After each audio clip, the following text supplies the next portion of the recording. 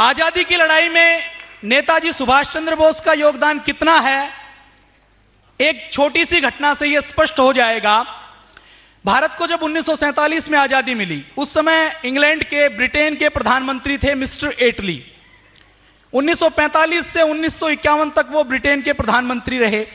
उसके बाद 1956 में वो एक बार भारत घूमने के लिए आए, और जब वो भारत घूमने के लिए आए तो पश्चिमी बंगाल में आए। पश्चिमी बंगाल में उस समय पश्चिमी बंगाल हाई कोर्ट के चीफ जस्टिस पीबी चक्रवर्ती कार्यवाहक राज्यपाल होते थे।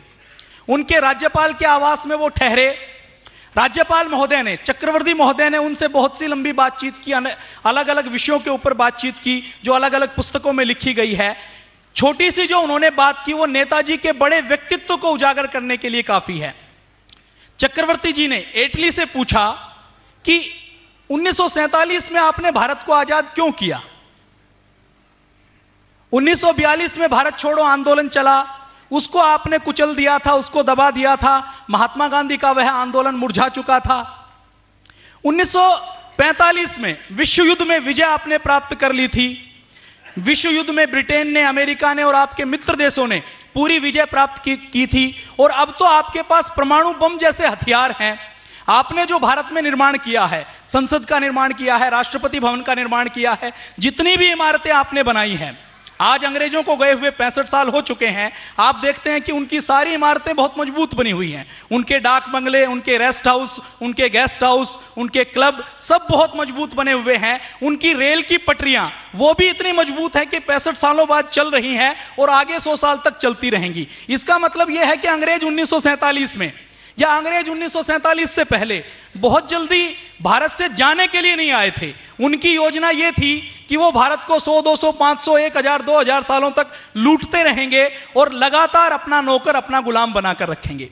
तो जब चक्रवर्ती जी ने यह पूछा तो एटली ने जो उत्तर दिया वो सबके याद रखने योग्य है। एटली ने कहा कि भारत को आजाद करने के वैसे तो कई कारण थे, लेकिन उसमें जो सबसे बड़ा कारण था वो नेताजी सुभाष चंद्र बोस था। जब चक्रवर्ती जी ने पूछा कि नेताजी सुभाष चंद्र बोस को तो आपने 1933 में देश निकाला दे दिया था, उसके बाद वो तो 1941 में देश छोड़कर चले गए थे, तो फिर नेताजी इसका कारण कैसे हुए? तो मिस्टर एटली बताते हैं, वो कहते हैं कि नेताजी ने जो सबसे बड़ा काम किया वो ये किया, हम भारत के ऊपर राज करते थे भारतीय सैनिकों की बदौलत। भारतीय सैनिक ब्रिटिश राजमुकुट में श्रद्धा रखते थे और हमारे आदेशानुसार चलते थे। हमारे ब्रिटेन के सैनिक कभी भी भारत में 85,000 से अधिक नहीं रहे। जो 10-12 लाख की सेना थी वो सारी भारतीय सेना थी। नेताजी ने जब आजाद हिंद फौज बनाई तो उन भारतीय सैनिकों की श्रद्धा ब्रिटेन के राजमुकुट में नहीं रही, ब्रिटेन की राजसत्ता में नहीं रही। यह एक बड़ा कारण है।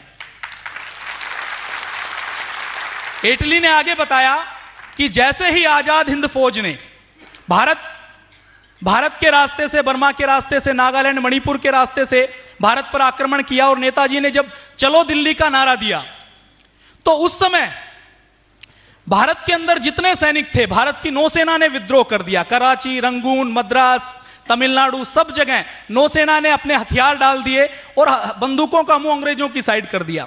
हर जगह नौसेना के सारे जहाजों के ऊपर नेताजी का चित्र लगा दिया और जय हिंद के नारे लिख दिए और अंग्रेजों भारत छोड़ो के नारे लिख दिए। तो एटली ने बताया कि भारत में ब्रिटेन के राज की सबसे बड़ी जो रीढ़ की हड्डी थी वो भारतीय सैनिक थे। नेताजी ने हमारी रीढ़ की हड्डी को तोड़ दिया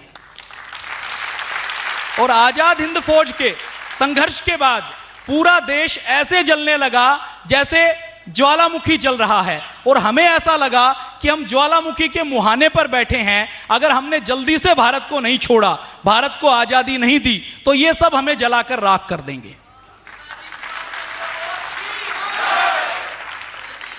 एक छोटा सा प्रसंग मैं और बताता हूं, नेताजी कितने बड़े नेता थे। आप सबको पता है